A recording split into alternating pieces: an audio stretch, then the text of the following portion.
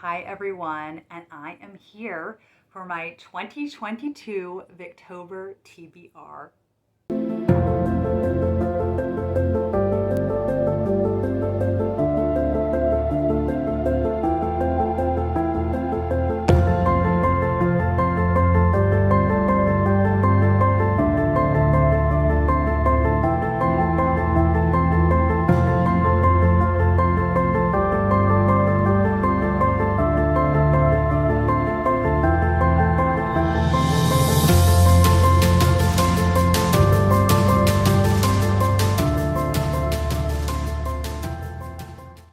I cannot wait to tell you about the books that I am planning on reading.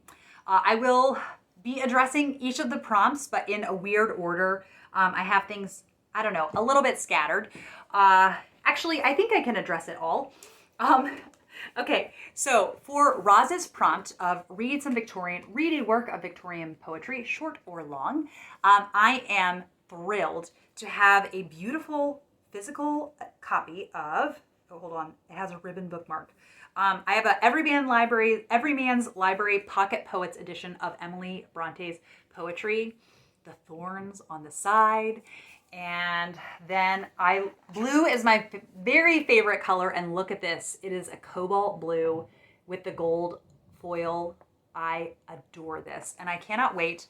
I feel like this is one that I could take in my purse with me, and it would hold up to that. I just am very excited to be reading this. It has been a long time coming. Very, many years ago, I meant to read it, and the one that I kind of cry every time I read it is No Coward Soul Is Mine. So I have read just a little bit of her poetry. I'm ecstatic to be reading this. So this is, tippity top priority. And then Marissa's prompt of read a short story just started a frenzy with me. At first I was like, oh, okay. I was thinking about reading this, and then the list just kept going. And some of the interviews that I did for Victober, I heard about some short stories that way and added to it. So we have a short story jar, which when I shake it, it's so crowded, I can't move things around. So I'll just pull several out and then draw one out of that each day. I'm going to be striving for a short story a day. I'm not going to go through the whole list of short stories. As long as YouTube gives me the space in the description box, I will include the names of every single short story that I'm hoping to read. This project will go past October though, so I like not stressing about that because I think there are 45 short stories that I put in here. I'm very excited about this project. Although some of them are definitely longer than others, so it could be possible on one day if one short story was only like 6 pages, maybe I'll read a second one. We'll see what mood strikes me about that.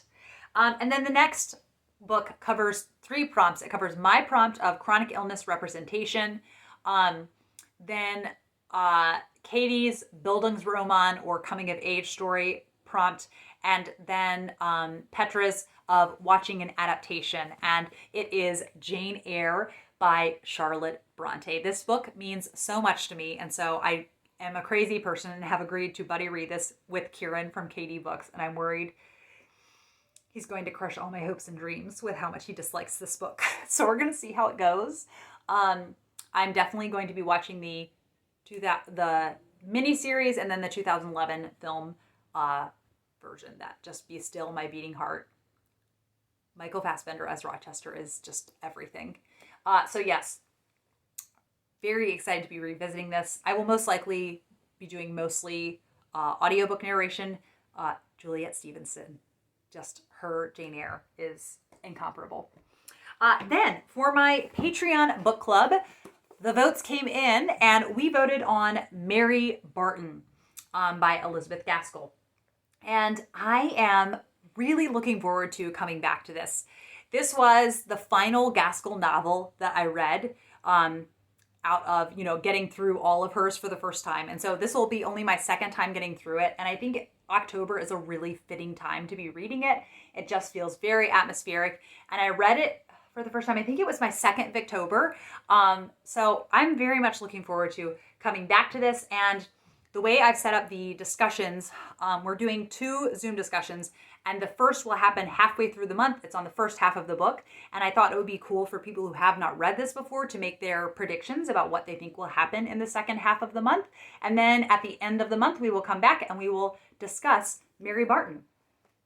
So I am very excited about that. And then the group read is The Mayor of Casterbridge by Thomas Hardy. Basically, this is on a technicality. I'm a host. I feel I should at least try to read it. I am kind of put off Hardy after reading Jude the Obscure, and I still have not recovered. So if I am enjoying it, I will continue on with it. If I am not enjoying it, I will be self-indulgent. I know, bad host, slap on the wrist. It is what it is. The situation is what it is. So we'll see. Okay, now on to the other things that are just, not for prompts or anything. First, if you watched my book buying confessions episode, would it be 5? I think it's episode 5. I got this beauty, Country Stories by Mary Russell Mitford. And this is very much kind of like Cranford by Elizabeth Gaskell. It is just all these little anecdotes about country life. It is filled with beautiful pen and ink illustrations. And I think they're basically, it's kind of like short stories all bound up into one book. And this, that's very blurry. There we go, a little bit better. And this just qualifies, this just makes the cut at 1837 with its publication date. I cannot wait. I'm definitely not traveling around with this though, because this is a book from 1896. Very, very excited to be reading that. And then one that I will not plan on finishing over the course of the month, but one that I'm really excited to be dipping in and out of for some variety, and that is the Journals of George Eliot. I did go ahead and start this.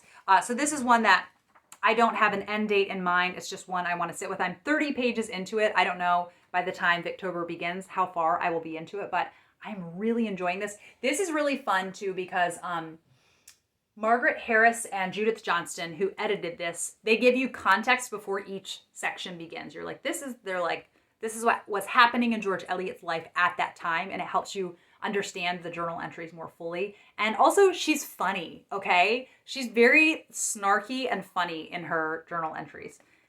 It's lovely to spend more time with her. And speaking of George Eliot, I found out from those journals that she wrote a narrative poem called How Lisa Loved the King. And I think, if I read correctly, it is a bit of a fan fiction based on a chapter or a story from the Decameron, which the Decameron is on my classics bucket list. But there is a free illustrated ebook of How Lisa Loved the King on Project Gutenberg. So I will link it down below in case anyone else is interested in that. And it just, narrative poetry by George Eliot. She does also have a really long one called The Spanish Gypsy, but I didn't want to squeeze that into Victober. This one, with only being 36 pages, seemed easier to do so. So we will see how that goes. Then, with my boys, I would love to read the poetry of Edward Lear. I was wanting to do this last year and then just didn't get organized enough to do it. I think we'll get the audiobook, but also look at the illustrations of a physical book. The library does have a physical book with illustrations, so we'll see how that goes. Then a couple other things with my boys I'm hoping to read. The first is a living history book by Charlotte Mary Yonge called The Little Duke. And it is about a Richard, and I can't remember what his title was, but of Normandy. And he was all of a sudden made Duke, and how he handled this. But it's a children's book, so I'm very intrigued to read a children's book written by Charlotte Mary Yonge. We will see how it goes. But I do realize that might not be that interesting to Peter, so I'm going to give it maybe 2 days or even 3. Excuse me. We'll try out the audiobook, which I do have access to.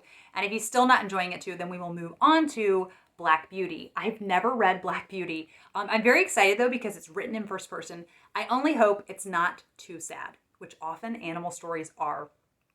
We're going to see how this goes. Okay, next on the list, and I have an audiobook of this that I am very much looking forward to listening to. And I have now, I think 2 Victobers prior, I have been meaning to listen to this during Victober.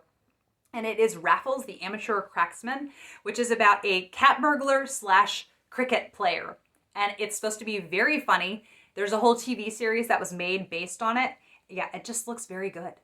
So we will see how it is. Then another poetry collection I'm hoping to get to is A Shropshire Lad by A.E. Houseman. If it's romantic Victorian poetry, I'll probably be on board. I'm going to do the audiobook of this, maybe read a couple poems a day. We're going to see how it goes. And then The Light Princess and Other Fairy Tales by George MacDonald. This year has really awakened in me a love of mythology and fairy tales. And when I saw that George MacDonald had a fairy tale collection, I thought, oh, yes, please. I really want to try that. We will see how it goes. And the last children's thing is the Bad Children's Book of Beasts. I heard about this on Roz's channel in her Victober announcement video. And I am very much looking forward to investigating this. I think we'll do the ebook on the tablet. I'll look at it with the boys. And then I want to reread Goblin Market by Christina Rossetti. It does not take long, and it just has such lush, vivid language in it. And maybe I'll read it a couple times during Victober, honestly. I loved Goblin Market when I read it, and I'm much overdue to reread it. And then The Young Visitors. This is a book that has never been out of print since it was written. I think but the author was 12 when she wrote it, and the title is misspelled, and they've just kept it like that. And it's supposed to be very comical, making fun of Victorian society, and it just sounds really fun. So I'm going to see what it's all about. It's not supposed to be very long. And then I want to try, we shall see if I succeed, but I want to try Trilby by George de Maurier. I will be honest. The main reason I am intrigued by this is that George de Maurier is the grandfather of Daphne du Maurier. And I have to know. I think it's very plot-oriented, kind of outrageous and ridiculous and sensational, and I'm going in pretty blind. And then also going in pretty blind to She by H. Rider Haggard. This is a book that is very much of its time. I think an adventurer spends time with a Zulu tribe. Like I said, it's very dated, but I've also heard that the writing is just spot on with being very adventurous and keeping you turning the pages. And it's been enough years. I want to try H. Rider Haggard to just see what I make of him.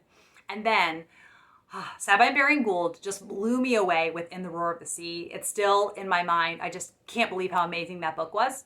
So I'm going to finally pick up another one by him, and it will be Mehalah of the Salt Marshes. This is set in the Midlands of England, which I haven't read much else that is set in the Midlands, I don't think, besides George Eliot.